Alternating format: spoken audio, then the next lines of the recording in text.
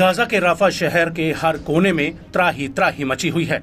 Hamas की सैन्य शाखा अल कासिम ब्रिगेड के साथ गाजा के तमाम छोटे बड़े प्रतिरोधी समूह इजरायली फौज पर हर घड़ी भीषण हमले कर रहे हैं, जिसकी वजह से अब इजरायली फौज रफा के भीतर करहाने लगी है।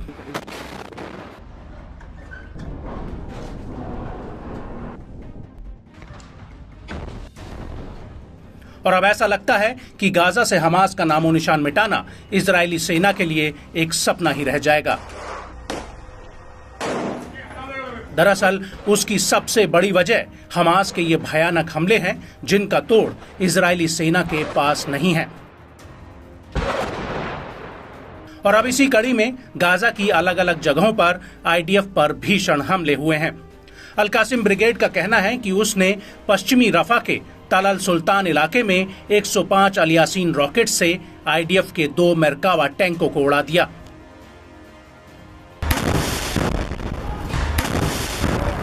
और इसी इलाके में अल कासिम ने आईडीएफ के एक हेडक्वार्टर पर भी बमबारी की है। और इसी दौरान दक्षिण पूर्व और दक्षिण पश्चिम में तैनात इजरायली फौजियों पर भी आग के गोले बरसाए गए हैं। रिपोर्ट्स के मुताबिक इन तीनों ही हमलों में आईडीएफ को तगड़ा नुकसान हुआ है।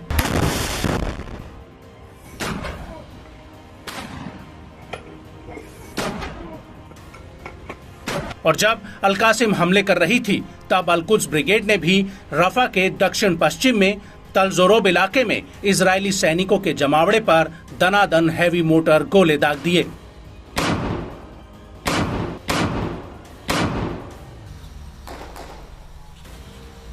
इन हमलों के बीच अल कुद्स का कहना है कि उसने रफा के पश्चिम में करेम अबू सलेम मिलिट्री चौकी पर भी अबाबिल गोले दागे हैं।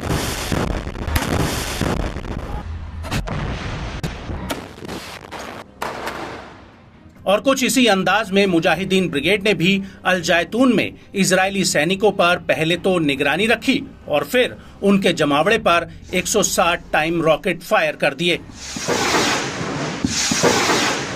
इसका एक वीडियो भी सामने आया है, जिसमें आईडीएफ के कुछ सैन्य वाहन जाते हुए दिख रहे हैं, जिन पर मुजाहिदीन ब्रिगेड रॉकेट फायर कर देती है।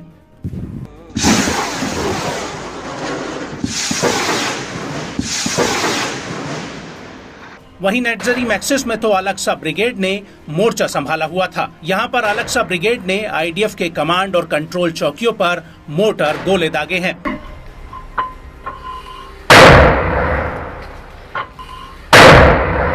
वहीं अल जैतून में अबू अली मुस्तफा ब्रिगेड ने भी एक बड़ा हमला किया है, जिसका भी एक वीडियो सामने आया है। वीडियो में दिख रहा है कि मुस्तफा ब्रिगेड के लड़ाके आईडीएफ पर 60 mm कैलिबर मोटर गोले फायर कर रहे हैं। मुस्तफा ब्रिगेड ने यह हमला ओमार अल कासिम फोर्स के साथ मिलकर किया है।